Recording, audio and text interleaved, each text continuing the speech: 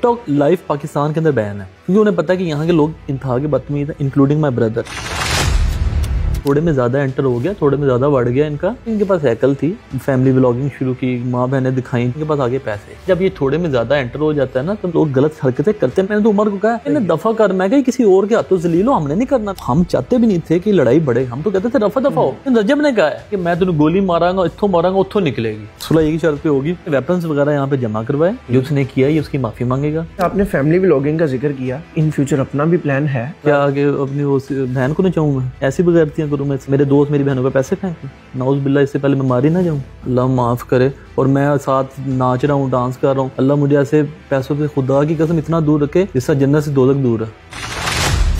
Social media से शुरू होने वाली लड़ाई FIR तक पहुंचती है। इस लड़ाई में असलहा भी इस्तेमाल होता है, माँ बहन की गालियां भी दी जाती हैं। इस लड़ाई में आप गैंगस्टर वाली फील भी दिलाते हैं क्योंकि आपके पास शोहरत है, आपके पास पैसा है। लड़ाई बेसिकली उमर भट्ट और मान डोगर जो कि रजब भट्ट के दोस्त हैं, इनके दरमियान होती है। इनके माँ बहन शुरू होने वाली लड़ाई अब कहां तक पहुंची है, ये सारा माजरा क्या है। मेरे साथ उमर भट्ट के भाई अली भट्ट मौजूद है। उमर भट्ट ने लड़ाई शुरू की, मांडोगर ने बात शुरू की, ये बात शुरू कैसे हुई? मैं आपको बात बताऊं तो मुझे हंसी आती है जिस बात की लड़ाई है। इतनी फजूल बात है। वो टिकटॉक लाइव का मैच काट के गया डोगर, ठीक है, आपस में दोस्त है, तो तुम्हें आ गया इस बात पे, तू लाइव क्यों काट के गया? उन्होंने कहा मैं कह के गया हूँ, मेरी मर्जी। यहाँ से बात स्टार्ट हुई है, लड़ाई होगी, मुझे यानी कोई कुछ भी ऐसा कुछ नहीं। उसके बाद गाली गलौच आपस में शुरू हो गई और बदमाशियां ये वो। मैं देख के रहा हूँ भाई, जुम्मे की सुबह का टाइम था, तकरीबन 4-5 बजे का, जहाँ पे लड़ाई शुरू हुई है और 6-7 बजे वो मतलब असले गाड़ियों के साथ की धमकियां मारने की कोशिश कर रहे थे। ये पहली लड़ाई नहीं हुई, यहाँ पर हर दूसरे बंदे की लड़ाइयाँ होती हैं, गाली गलौच होती है, मतलब कि एक अच्छा प्लेटफॉर्म है ही नहीं। हमें तो लगा कि टिकटॉक की लड़ाई है और टिकटॉक की जिस तरह ये सारी ऑनलाइन बदमाशी हैं वहाँ पे खत्म होगी, लेकिन हमें नहीं था पता कि ये तो प्रॉपर बदमाश बन गया। ये बजाते खुद आप भी टिकटॉक यूजर हैं, टिकटॉक कंटेंट क्रिएटर हैं, बल्कि आप कह रहे हैं टिकटॉक जो है वो गलत चीज है और नहीं होना चाहिए। मैं बिल्कुल भी नहीं कहता कि टिकटॉक एक गलत प्लेटफॉर्म है। मैं बात कर रहा हूँ टिकटॉक लाइव की। टिकटॉक लाइव पाकिस्तान के अंदर बैन है क्योंकि उन्हें पता है कि यहाँ के लोग इंतहा के बदतमीज हैं, इंक्लूडिंग माई ब्रदर। मैं अपने भाई का क्यों नाम लेता हूँ? क्योंकि उसने भी गालियां गलोच की हुई है टिकटॉक के। ठीक है, जो गलत है वो गलत है। मान डोगर भी गलत है, उमर भी गलत है, ठीक है, लेकिन ये गाली गलोच मान डोगर भी इंतहा के देता है, उमर भी, रजब भट्ट भी इंतहा के देता है। सोशल मीडिया पे बड़े पड़े हैं इनकी बगैरतियों के कारनामे, जो कि नहीं होने चाहिए यार। तुम लोग क्या लोगों को शऊर दे रहे हो? बदमाशी, बंदूकें पकड़ लो और धमकियां दो और सिद्धू मूसे वाले दे गाने ला लो दूसरी पीछे गड्डियां थे। इस वक्त उमर भट्ट कहाँ पे? इस तरह की उनकी हरकतें। मैंने तो उमर को कहा, मैंने कहा तू साइड पे हो जा। अब वो क्या कहते हैं, अत खुदा दा वैर है, ठीक है। मैंने कहा इनका वो हिसाब है। मैं कहा ये थोड़े में ज्यादा एंटर हो गया, थोड़े में ज्यादा बढ़ गया इनका। इनके पास हैकल थी, फैमिली व्लॉगिंग शुरू की, माँ बहनें दिखाई, जो भी किया, ठीक है। मैं कहा इनके पास आगे पैसे आए थोड़े से, मैं कहा साथ फेम आ गया, फेम के बाद इनके बन गए तलाकात, रेफरेंस के बाद हो गया अब ये डॉन। और मैं कहा जब ये थोड़े में ज्यादा एंटर हो जाता है ना तो मैं कहा लोग गलत हरकतें करते हैं। मैं कहा वो काम कर रहे हैं, मैं कहा इन्हें दफा कर, मैं कहा किसी और के हाथों जलील हो, हमने नहीं करना। हमने लड़ना है, हमने कानूनी कार्रवाई करनी है, उसके अकॉर्डिंग हमने चलना है। यानी आप इस हक में है कि अगर इन केस उमर भट्ट गलत है तो वो भी सजा का बिल्कुल है, बिल्कुल 100% है, लेकिन जितनी उसकी गलती है, मैंने तो ऑन रिकॉर्ड आगे उसे गलत किया। इनकी जो गलती है ना वो माफी के काबिल नहीं है। उसे तो बंदा चपेड़े मार के, दड़ा धमका के समझा सकता है। किसी को बंदे को बंदूक तो नहीं बंदे से खींचने में हिम्मत होती। आपको कोई गालियां देगा, आप उसे समझा सकते हैं, ओए बाज आ, ये वो। उसने बंदूक पकड़ी, आपका समझाने को भी दिल करेगा?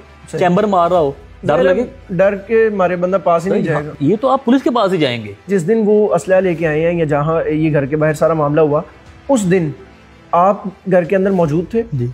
आप लोग क्यों नहीं बाहर निकले? यही सेम रीजन थी कि जाहिर उनके पास असला मामला था। लाजमी सी बात है, हम चाहते भी नहीं थे कि लड़ाई बढ़े। हम तो कहते थे रफा दफा हो। हमने तो उस टाइम FIR भी नहीं करवाई, ठीक है। FIR हुई है 2-3 दिन बाद, वो भी उन्होंने टाइम टू टाइम धमकियां दी हमें। रजब ने अगले दिन दोबारा कहा, उस दिन आने के बाद उसने बाहर आके क्लैशने दिखाई हैं, मोहल्लेदारों को भी तंग किया। अगले दिन रजब ने कहा कि मैं तेन गोली मारांगा, इत्थों मारांगा, उत्थों निकलेगी। ये ऑन रिकॉर्ड वीडियोस हैं मौजूद सोशल मीडिया के ऊपर। इस वजह से हम लोगों ने FIR करवाई। कल को पुलिस ये ना कि आपने FIR नहीं थी करवाई, अगर वो कोई फायर मार देते हैं, कुछ भी कर देते हैं। वो बेल करवा के आया, बेल करवा के आया, फिर कह रहा है कि मैं तेनू मार दूंगा या मार जाऊंगा। पता नहीं उसके पास कौन सी गिद्दड़ सिंगी है इस तरह की जिसपे ये बातें कर रहा है। उसके माइंड में बैठा हुआ है कि कल को कोई आएगा और यूं हाथ घुमाएगा, पर्चा खारिज हो जाएगा। वाकये को गुजरे काफी दिन हो गए हैं, कोई असला, कोई रिकवरी, कोई इस तरह का मामला हुआ अभी किसी तरह का कोई कुछ भी नहीं हुआ यार, इतने डाउन हो गए ये लोग। क्या राज है कि पिछली इन पे FIR हुई थी, उसके अंदर भी लोगों के लिंक्स वगैरह इस्तेमाल होती है, ऐसे लगता है कि इस दफा भी ये लिंक से निकल जाएगा ना, बिल्कुल निकलने भी नहीं देंगे। सुलह वाली साइड पर जाना चाहेंगे? देखिए एट दी एंड हर चीज की सुलह होती है। अभी तो वो कह रहा है कि मैं घर बैठा हूँ, तू पर्चा खारिज करवाएगा और सुलह होगी हमारी। बदमाशी कल्चर किसी चीज पे भी कम्प्रोमाइज नहीं किया जा सकता। सुलह यही शर्त पे होगी, वेपन्स वगैरह यहाँ पे जमा करवाए, जो उसने किया है उसकी माफी मांगेगा, उसके बाद सुलह की कोई बात होगी। अली भट्ट, उमर भट्ट की रजब भट्ट से मजीद अब दोस्ती रहेगी? अल्लाह माफ करे, कभी जिंदगी में भी नहीं।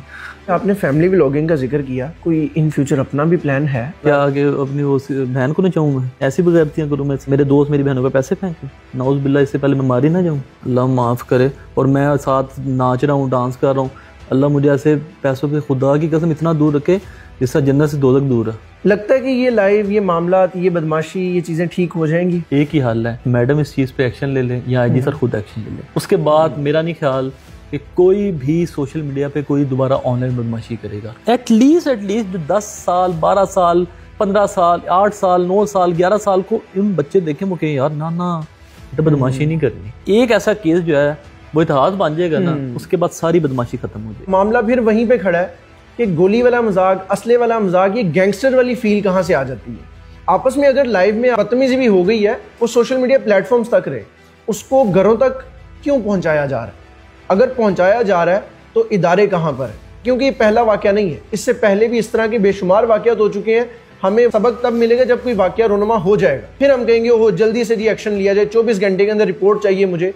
आप 24 घंटे, वो वाले 24 घंटे से पहले ये वाले 24 घंटे में रिपोर्ट अगर मांग लें, तलब कर लें, तो वो वाला वाकया किसी सूरत नहीं होगा। आपकी क्या राय है? कमेंट सेक्शन में ज़रूर बताइएगा। पाकिस्तान जिंदाबाद।